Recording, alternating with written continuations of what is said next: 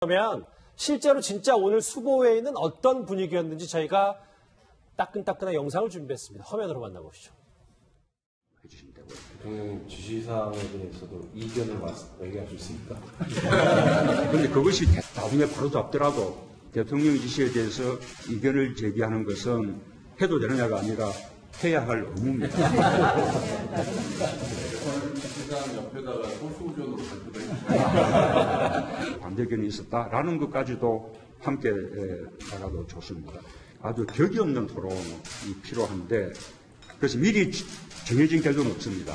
이 대통령의 참모가 아니라 국민의 참모다. 그런 생각으로 자유롭게 말씀해 주셔야 됩니다. 받아쓰기 이제 필요 없습니다. 예, 뭐 말씀하신 것처럼 명칭도 바뀌었고 참석하는 대상자 범위도 넓어졌단 말이에요. 네, 맞습니다. 이 영상 속 대화 내용처럼 소수 의견, 반대 의견 뭐 자유롭게 낼 수 있을까요? 저는 그렇게 될 거라고 보고요. 또 그렇게 돼야지 되는 거죠. 한 사람의 머리보다 10사람의 머리가 훨씬 더 많은 아이디어를 뽑아내고 그 10사람의 아이디어를 통해서 국정을 운영하면은 훨씬 더 민주적인 방식으로 운영되지 않겠습니까? 그게 너무 자연스러운 건데 박근혜 정부 시절에 그 자연스러움이 이루어지지 못했다는 게 오히려 더 문제가 아닐까 싶은데요. 아마 박근혜 정부 시절에 그때 대수비를 보신 분들은 아실 거예요. 대통령이 앞에서 마이크 잡고 얘기하면은 장관이나 수석 비서관들이 열심히 막 받아 적잖아요. 그래서 수첩에다 적은 게 나중에 가서 사초 수준으로 나왔다. 이제 이런 얘기까지 나오고 있는 게 바로 그 회의 자리에서 나오는 얘기인데요. 그러니까 대통령하고 의사소통이 되는 게 아니라 대통령이 일방적으로 지시하는 기자회견을 하는 듯한 이런 이제 그 회의가 이루어졌는데 박근혜 정부의 지금 회의 모습이 잠깐 지금 화면에 나오네요. 아무 말 안 하잖아요. 그러니까 대통령하고 대화를 해야 되잖아요. 토론을 하거나 제 의견이 이렇습니다. 그럼 대통령이 그거 아닌 것 같은데 그러면 아니요 다른 방법들이 있습니다. 이런 얘기가 오고 가야 되는데 그렇게 안 하고 대통령이 지시하면 그 지시를 받아 적는 회의일 수밖에 없었던 거였는데 그런 회의에서 이번에 수보회의를 바뀌면은 참석자 범위도 넓어지고 실무형 회의가 될 가능성이 높아지는 거죠. 그럼 자연스럽게 토론도 이루어지고 또 이곳에서 토론을 통해서 결정된 내용이 부처로 내려가게 될 경우에 부처에서도 다양한 의견들이 수렴될 여지가 생겨날 수 있다. 그런 면에서는 굉장히 긍정적이라고 저는 생각합니다. 그러니까 지금 화면에 보시면 저희가 본관도 아니고 여민관이거든요. 그러니까 장소도 바뀌고 스타일도 바뀌고 토론 형식도 바뀌었어요. 그래서 이제 오늘 윤영찬 수석이 이제 취재진 앞에서 산무회의다. 라는 얘기를 했어요. 화면으로 한번 일목요연하게 정리한 게 있는데 보면 받아쓰기도 없고 이제 사전에 결론을 다 내놓고 하는 회의도 아니고 계급장도 다 뗐다는 얘기인데 이현정 의원 네. 제가 꼭 집어서 비판하겠다는 건 아니지만 네. 저게 실제로 되는 게 다 직장생활 해봐서 이렇게 쉽지 않은 건 다 아는 거 아니겠습니까? 맞습니다. 이게 해보신 분은 압니다. 그게 얼마나 어려운지. 그러니까 사실은 노무현 전 대통령도 초기에는 저렇게 했어요. 근데 이제 집권이 이제 1년차, 2년차, 3년차 갈수록 점점 노 대통령의 말이 많아지고 비서들이 말이 없어져 갑니다. 그러니까 그런 현상들을 빚거든요. 처음에는 많이 듣습니다. 근데 듣는 것 자체가 보면 굉장한 인내력이 필요해요. 그리고 또 시간적인 제약도 많습니다. 여러 가지 주제가 많이 논의되다 보니까 이게 길어지면 사실은 이게 어떤 회의의 효율성 때문에 자꾸 이제 줄이다 보면 쓸데없는 이야기 예를 들어서 하는 사람들 같은 경우는 그러냐 자 그만하시고 이렇게 이제 되는 거거든요. 그러니까 노무현 대통령도 말기에는 보면 회의할 때 보면 굉장히 좀 짜증을 내고 말을 자꾸 많이 하는 사람들한테 좀 실증나게 하고 이런 걸 하다 보니까 결국 참모도 눈치가 있잖아요. 내 이야기를 하면 대통령이 싫어한다 눈치가 있으니까 말을 안 합니다. 그러면 점점 더 회의는 조용해지고 대통령의 일방적 지시로 끝나버리거든요.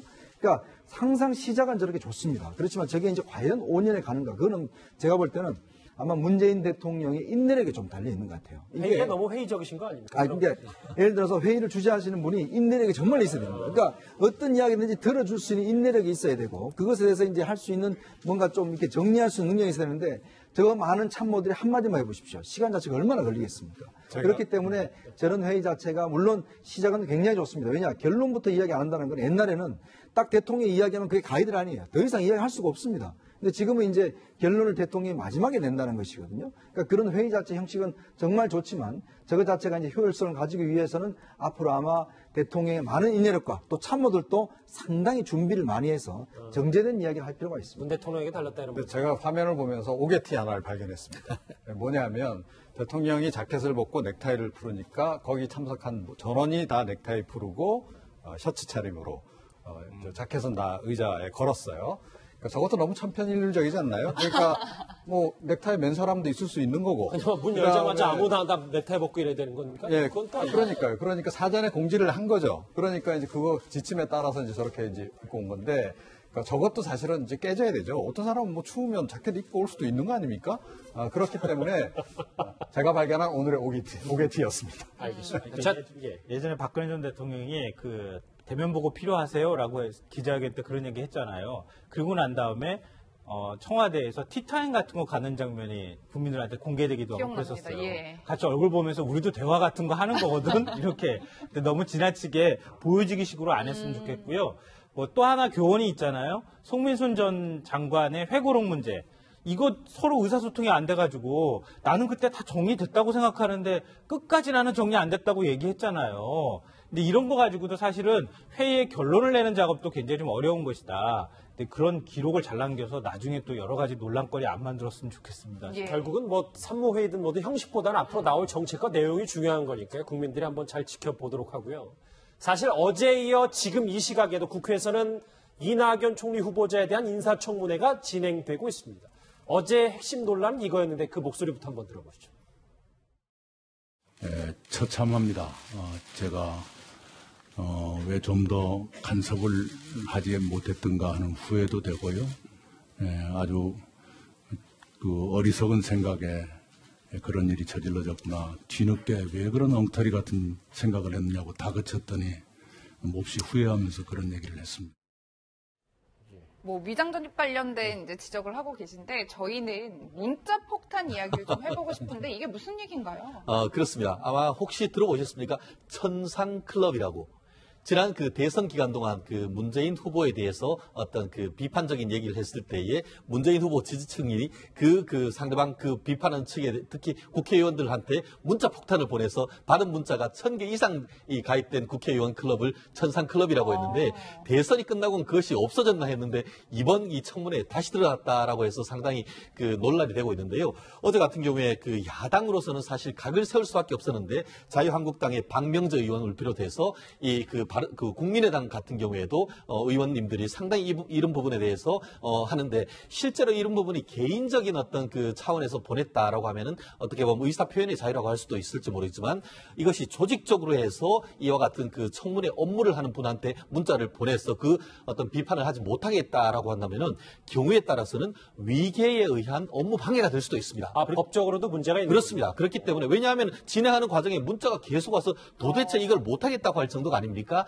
그렇기 때문에 이런 부분에 있어서는 어떻게 보면은 따뜻한 시선도 그 비판적인 시선도 필요하고 따뜻한 시선도 필요한데 이 부분에 대해서 차분히 어떻게 보면 국회의원들이 어떤 공방을 벌이는 그 과정을 어떻게 지켜보는 그런 어떤 성숙한 자세가 필요한 것이 아닌가 싶습니다. 오늘 저는 사실 반론이 있습니다. 이게 뭐냐면은요, 그러니까 너무 비난성 문자를 보내거나 이것도 그 국회의원이 정당한 주장을 하거나 정당한 방식으로 지적을 하는 것까지 그걸 너무 지나치게 비난하는 것은 저도 바람직하지 않다고 생각하는데요. 저 문자들이 많이 들어온다는 얘기는 좀 크게 넓게 생각하면 국민들이 지금 정치 참여에 대한 욕구가 엄청나게 많다. 그러니까 어떤 문제들을 볼 때 그걸 참지 않고 그대로 그냥 표출하고 있다고도 볼 수 있고요.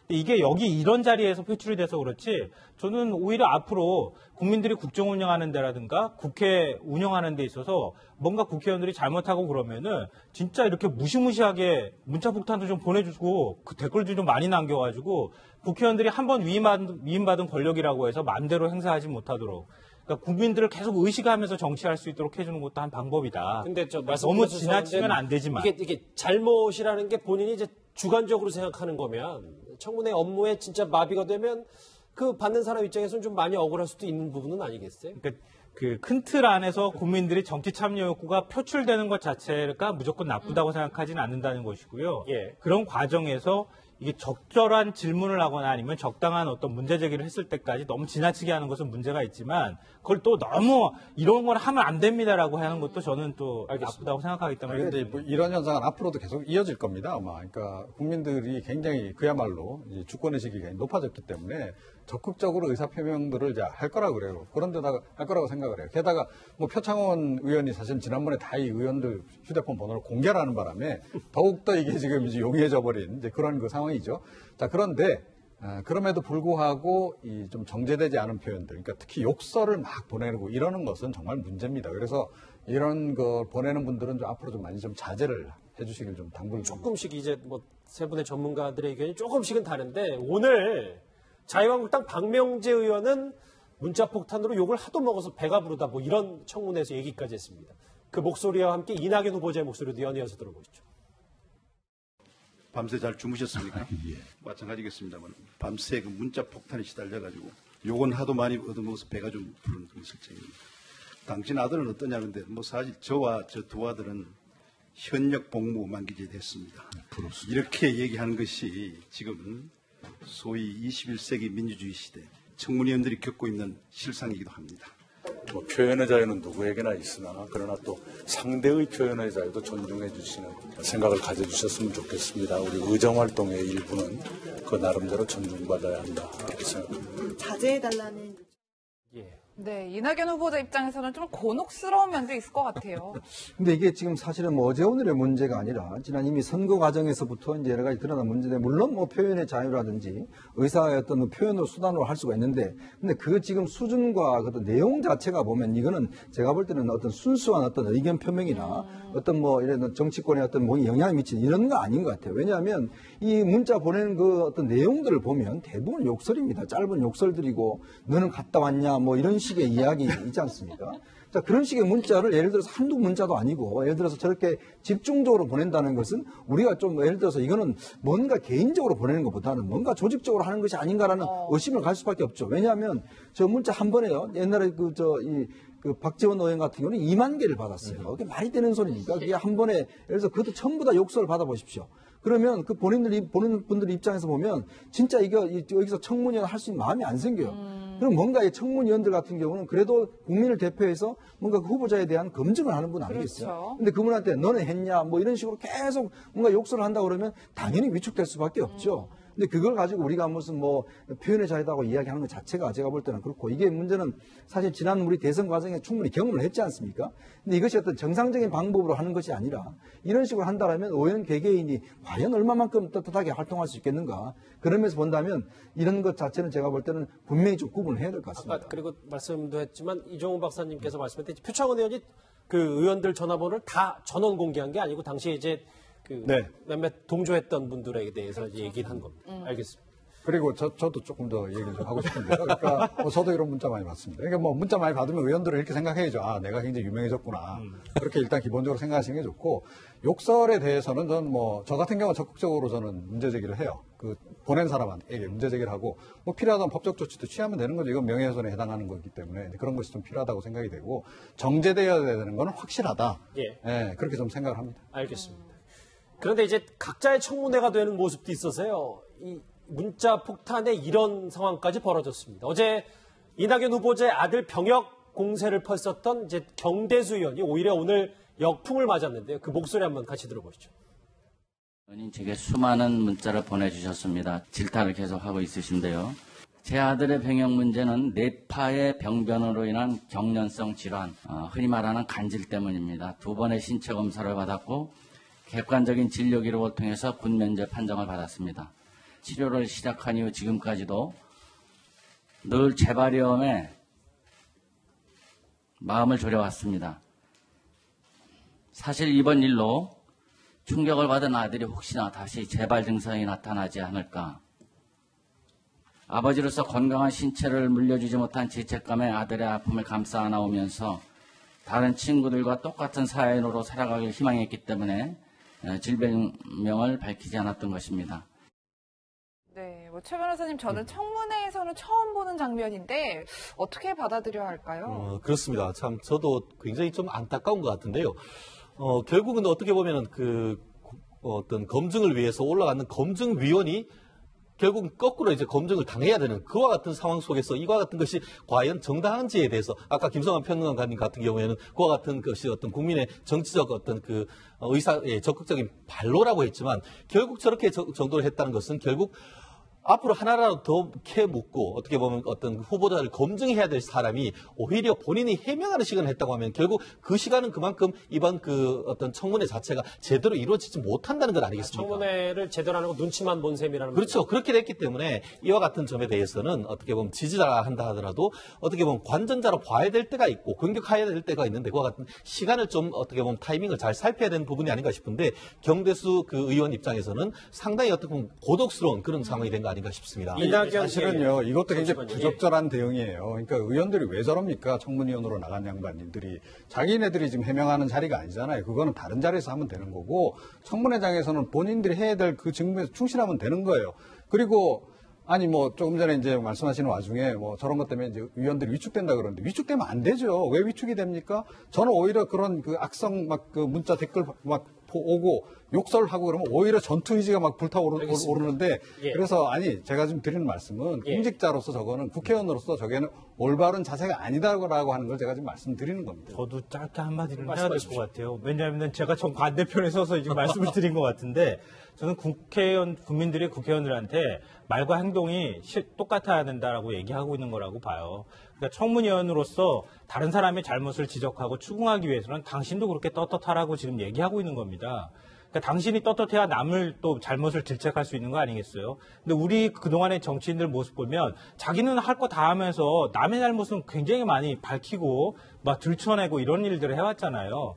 근데 큰 틀 안에서 제가 지금 말씀드리는 거예요. 그러니까 지금 뭐 막 욕설을 보내거나 이런 거 제가 잘했다고 말씀드리는 건 아니고요. 이것도 하나의 어떤 표현하는 한 행위 중에 하나다. 그것을 앞으로 우리가 어떻게 정제해 나가거나 아니면 어떤 방식으로 이걸 방향을 유도해 나갈 것인지 한번 좀 고민해 볼 대목이기도 하다라는 점에서 제가 말씀드리는 겁니다. 이낙연 후보자에 대한 여러 가지 그 청문회 뒷얘기들을 봤다면 이분도 이제 조만간 청문회 이제 인사청문회 등장을 할 텐데요. 강경화 외교부 장관 후보자 오늘 이런 얘기를 했습니다. 목소리 들어보시죠.